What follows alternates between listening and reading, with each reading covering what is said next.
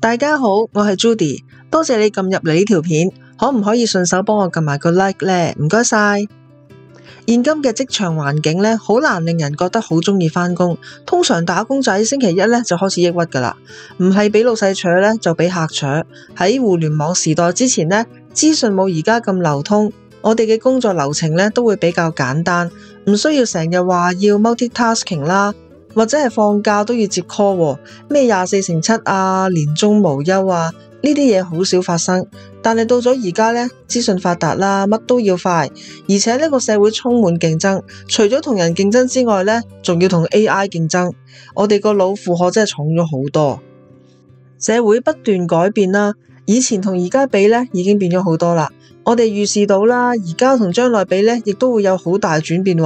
如果想自己做嘢繼續有高效率，我哋個腦呢就要運作得好好，先至可以適應，甚至乎係帶領各種轉變。但係絕大部分人呢都唔想改變㗎，因為改變本身啦有一個特性：第一，改變係無所不在嘅，咩都可以變啦；第二，改變係沒完沒了㗎，歌都有得唱啦，變幻原是永恆啊嘛；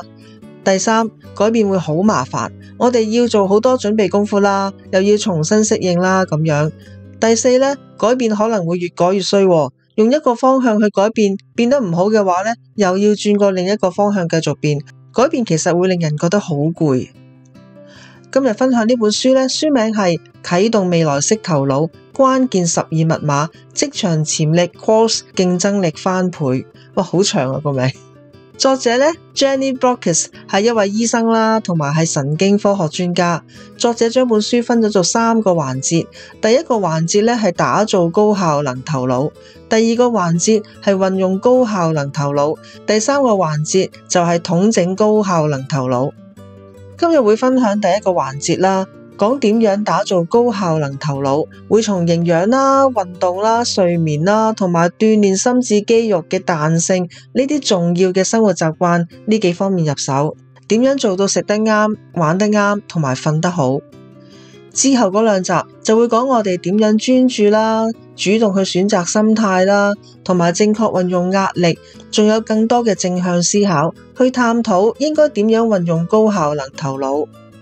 仲有就係講述整合職場能力，包括係領導才能同埋方法，擁有創新思維，同埋建立良好嘅人際關係，加強合作，去統整高效能頭腦。成功打造高效能頭腦呢，我哋就可以對周圍嘅事物控制得更加好，更加有成功感同埋幸福感啦。呢啲都係保持心智健康呢唔可以缺少嘅嘢嚟嘅。每一個部分啦都有4個關鍵點㗎，而家呢，就等我講下第一部分呢4個關鍵點係啲乜嘢啦。要打造高效能頭腦，第一個關鍵點係補充工作所需要嘅高效努力，由食開始。有好多同營養有關嘅研究呢話俾我哋知，我哋食落肚嘅嘢呢，對於我哋嘅記憶力啦、認知能力啦、情緒啦、心理健康、職場表現同埋患上腦部疾病嘅風險呢都有影響。但係好多人忽略咗有關生理啊、心理啊、社會同埋環境呢啲因素，其實都會影響我哋食嘢嘅方式、食乜嘢同埋幾時食，而呢啲嘢都會對我哋個腦有影響。首先講關於脂肪啦，人腦有60% 係脂肪，所以食用適量脂肪對人體好重要。好多老人家啦，因為有三高啦，所以咧佢哋就食得特別清淡嘅，每餐咧淨係食一啖飯、2條菜，仲要走油喎，又唔多食肉啦。其實咁樣食法咧係一啲都唔健康嘅，完全唔吸收油分嘅話，其實個腦會老得好快。當然啦，我哋唔係每餐劈一嚿豬油或者牛油咧就叫做健康。脂肪都有分好脂肪啦，同埋壞脂肪。例如係膽固醇啦，其實人體咧係識得自己製造膽固醇，而且人腦咧正正就係需要膽固醇。Omega 3對腦部發育咧都好重要，但係人體咧就唔識得製造 Omega 3，一定要從食物中吸收。例如係可以每星期食3次含有脂肪嘅魚肉啦。另外，飽和脂肪對腦部運作咧都好有幫助。最壞嘅脂肪咧就係反式脂肪啦，即係跟住啲炸嘢啊、焗嘢啊一齊食落你個肚裏邊嗰啲脂肪。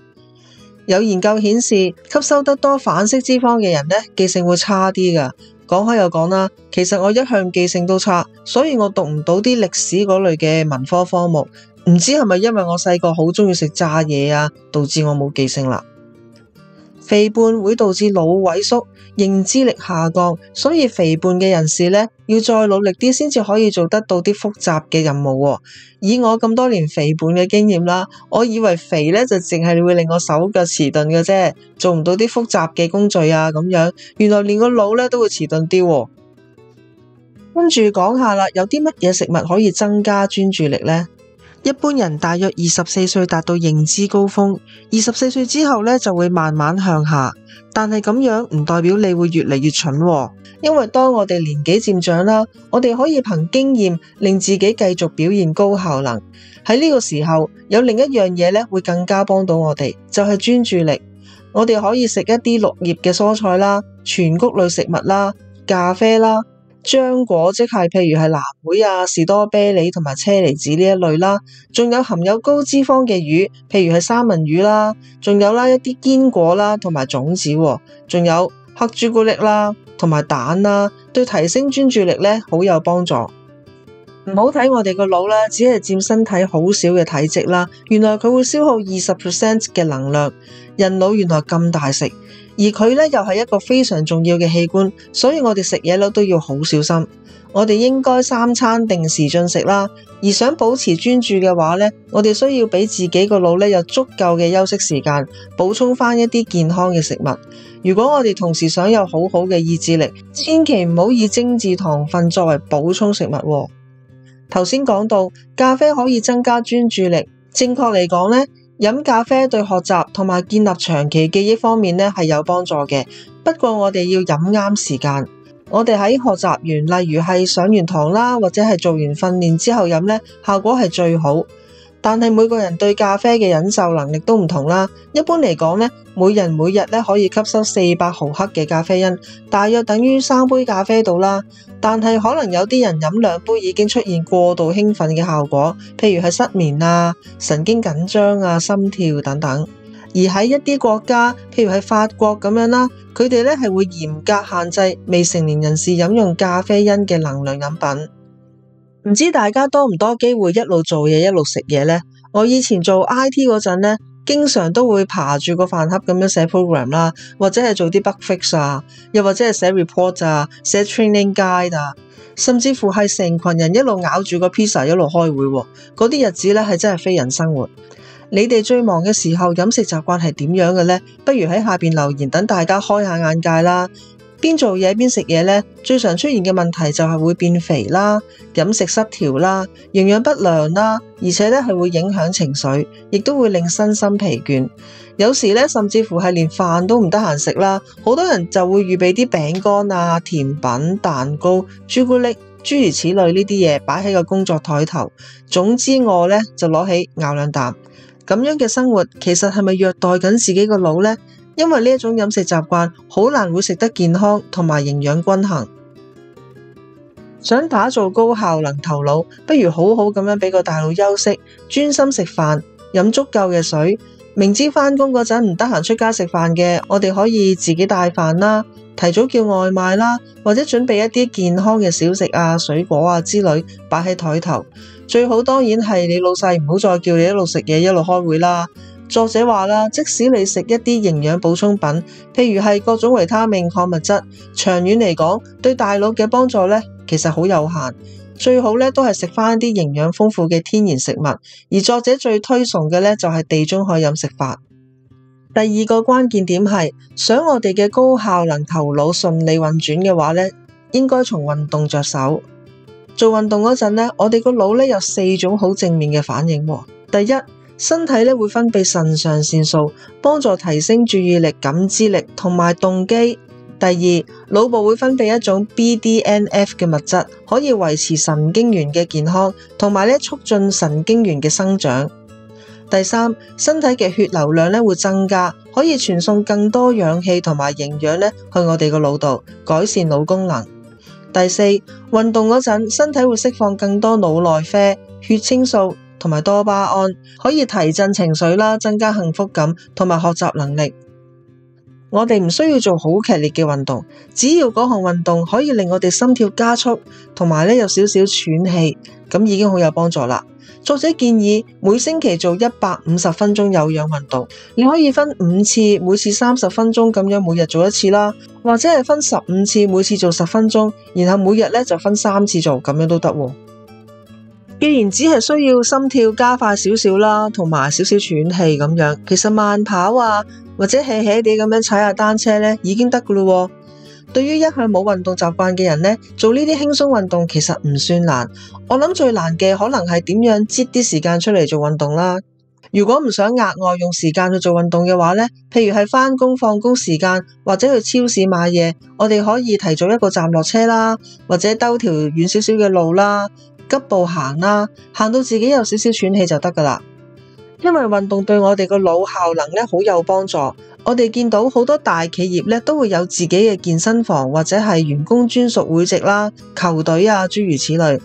而且亦都會定時舉行啲員工之間嘅運動比賽啊或者活動。而好多國家嘅政府都會規定中小學最低限度要有某一個時數嘅體育堂。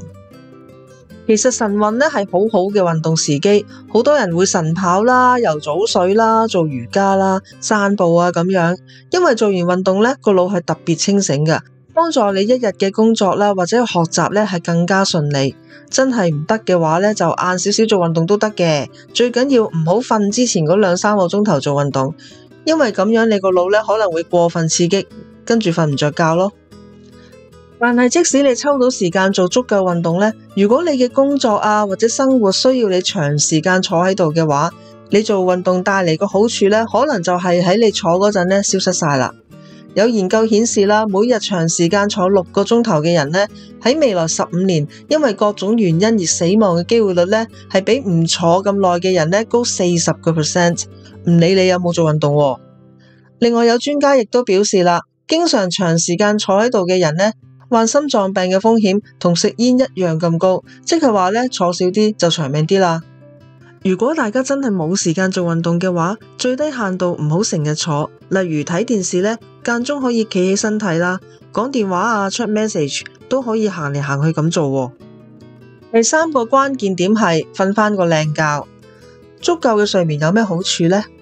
你哋有冇聽過某某名人啦，或者成功人士，佢哋成日吹噓自己又話自己瞓好少覺嘅，所以有更加多時間去做啲正經嘢或者唔正經嘢。總之就係活力充沛，好似比其他人效率高好多咁樣。你哋會唔會好羨慕呢啲人呢？每人嘅身體狀況都唔同啦，需要睡眠嘅時間亦都會唔同。我哋其實係冇得羨慕人嘅，或者勉強自己好似人哋瞓咁少，因為睡眠對人體，尤其係對我哋個腦好重要。唔好以為我哋瞓着覺就冇生產力啦，其實瞓着覺之後，我哋個腦好忙噶。其實整個睡眠過程之中，大部分人會經歷4至6次嘅睡眠週期，每個週期維持大約係90分鐘到，即係話大部分人需要瞓6個鐘至9個鐘。喺一個睡眠週期，即係90分鐘裏面啦，會經歷5個階段。第一個階段係淺睡期，維持係5至到25分鐘啦。呢個階段好容易俾外界嘅刺激整醒嘅，例如有噪音啊，或者失驚無神有人開燈啊，諸如此類。第二個階段係深睡期，心跳同埋呼吸頻率就會減慢。第3個階段係熟睡期，會出現 Delta 波同埋一啲較小較輕微嘅腦電波。喺呢一個時候海馬回嘅資訊就會被轉移到腦裏面嘅其他區域啦，開始鞏固記憶。第4個階段係沉睡期，只會出現 Delta 波，並唔會有眼球啊或者肌肉嘅活動。到第5個階段，即係最後一個階段啦，就係快速動眼期，心跳同埋呼吸頻率會增加啦，血壓增加。呢個時候我哋會發夢，會出現好多影像同埋想法，同埋會將佢哋連結埋一齊。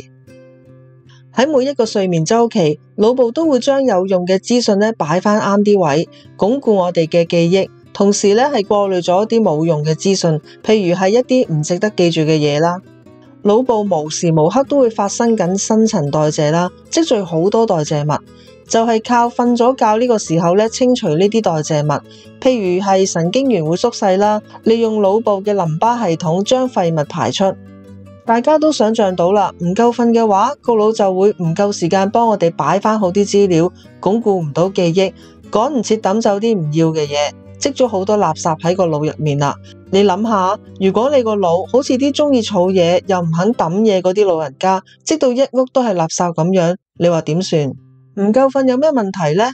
喺認知能力方面呢，有以下嘅情況，反應遲鈍啦，表現唔穩定，創作力、創新思維同埋思考力下降，好難投入情感去做一件事，譬如係一啲重大決定咁樣，情緒失控、焦慮、抑鬱等等啦，做事提唔起勁。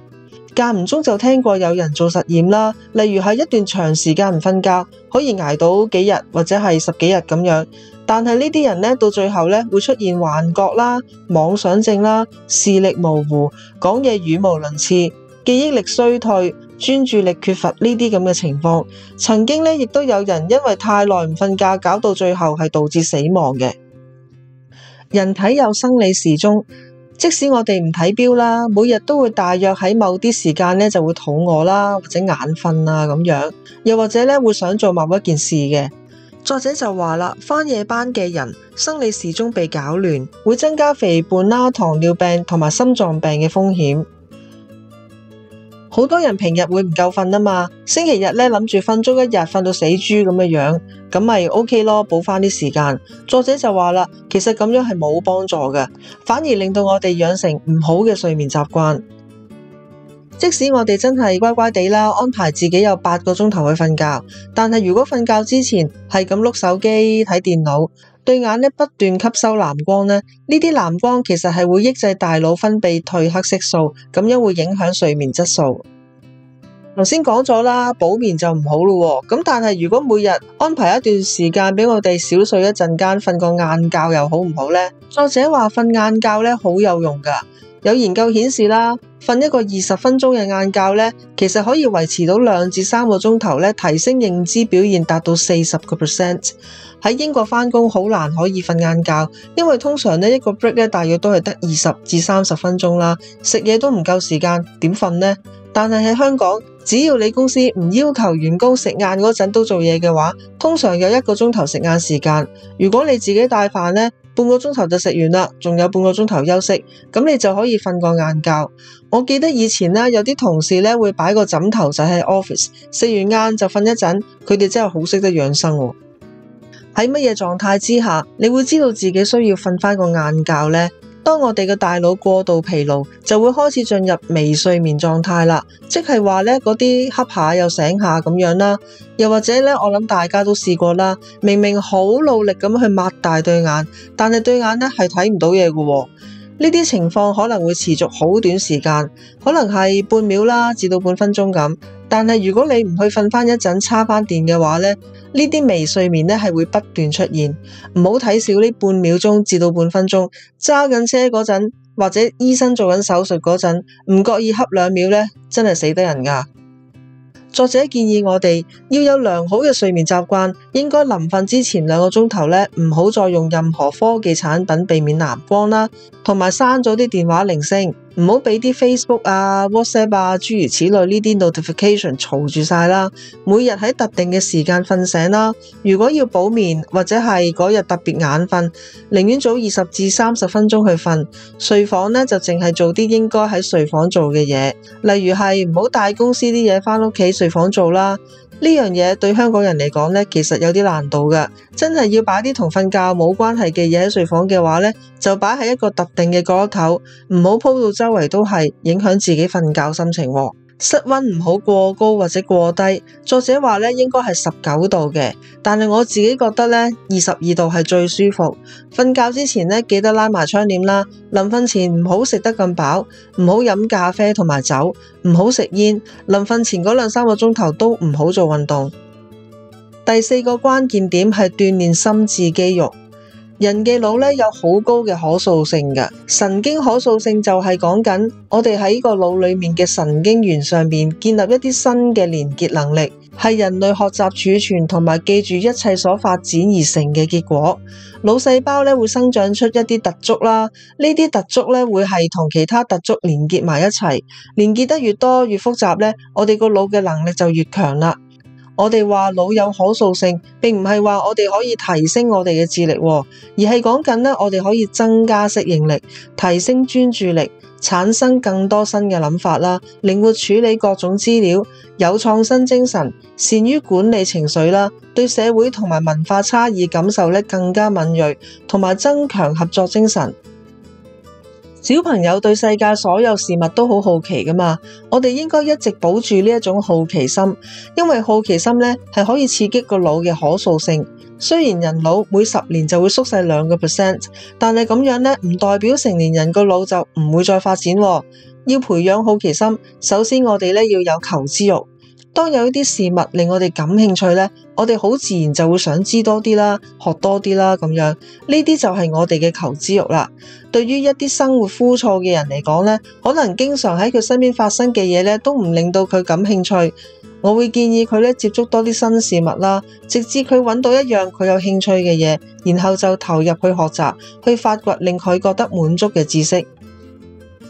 一個有好奇心嘅人，可能個腦裝埋晒啲無厘啦更嘅嘢，譬如係行街見到一個設計好特別嘅渠蓋，我記住個渠蓋跟住就會記得當時同邊個人一齊，記得個渠蓋喺邊度，記得係乜嘢時期出嘅渠蓋啦，記得係邊間公司做嘅渠蓋，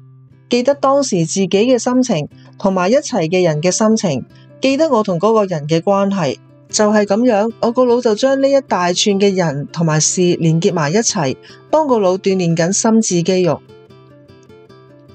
想鍛煉頭腦啦，其實好簡單啫，只要你持續咁去學啲新嘢，或者係玩一啲有變化嘅遊戲，例如係學煮一味新菜式啦，學跳一隻舞啦，捉下棋，玩下數獨都得。你可能會話好多 online games 啦，或者手機 app 都話可以訓練腦筋。例如係嗰啲找不同啊、救皇帝啊、將個荒島變大城市啊、串下字諸如此類啦，係咪仲有效呢？作者話啦，每日玩10至15分鐘冇問題嘅，但係如果你有得揀嘅話不如去睇場戲啦，約朋友食餐飯啦，或者去睇場波，效果會好好多。作者話啦，好多人對人腦有4種錯誤觀念。首先，作者話人類只係用咗個腦嘅1/10，呢句說話係錯嘅。其實成個腦我哋都會用得到。當我哋個腦有一部分受損用唔到嗰陣其餘嘅部分就會擔當咗嗰部分嘅工作。所以當因為個腦部受傷而失去部分活動能力，喺一段時間嘅治療之後可能會恢復翻嗰部分嘅活動能力啦。另外，人可以分為左腦型或者右腦型，呢句說話都係錯嘅。其實左腦同埋右腦係一齊用嘅，佢哋會做唔同嘅嘢，但係又互相有交流啦。有時我哋會覺得自己係左腦人啊，或者右腦人，只係因為我哋選擇多用其中一邊腦，唔代表另外嗰邊腦冇嘢做。即係一個中意講邏輯嘅人啦，同時都可以中意藝術嘅。作者話努力訓練令頭腦變得年輕，呢句說話又係錯嘅。其實做乜嘢我哋都唔能夠將自己個腦變翻年輕，做努力訓練只係幫我哋將我哋個腦嘅潛能發揮得更加好。我哋個腦冇後生到噶。最後作者話努力訓練一啲用都冇，呢句說話都係錯嘅。有冇用要睇下你係唔係做啱訓練啦，係咪做夠訓練啦。譬如你想自己數感好啲嘅話，但係你走去做啲反應訓練，咁就梗係冇用啦。最後作者俾啲建議你，如果你一直都想學彈琴或者跳舞或者係畫畫啦、書法啦，諸如此類，唔好諗，即刻學，馬上學，而家唔學等幾時啊？平時玩下填字遊戲啊，得閒背下生字啊，揾啲你平時唔會睇嘅書嚟睇下，間中考下自己嘅記憶力，寫好嘅 shopping list 唔好帶出街，試下自己買唔買得齊啲嘢。總之就係喐下個腦。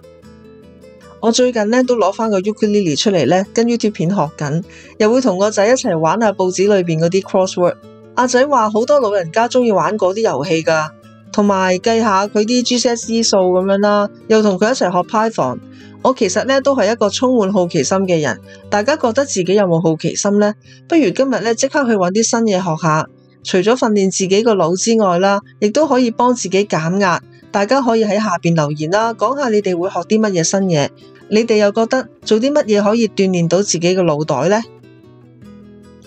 日分享咗呢本書嘅第一部分啦，打造高效能頭腦嘅4個關鍵，就係關於食啦、運動啦、瞓覺啦，同埋鍛煉我哋嘅頭腦。下一集會分享第2部分，運作高效能頭腦嘅4個關鍵點。如果未訂閱呢一個頻道呢，即刻就訂閱，撳埋個鐘仔，下集一出你就會收到通知啦。我係 Judy，下集見。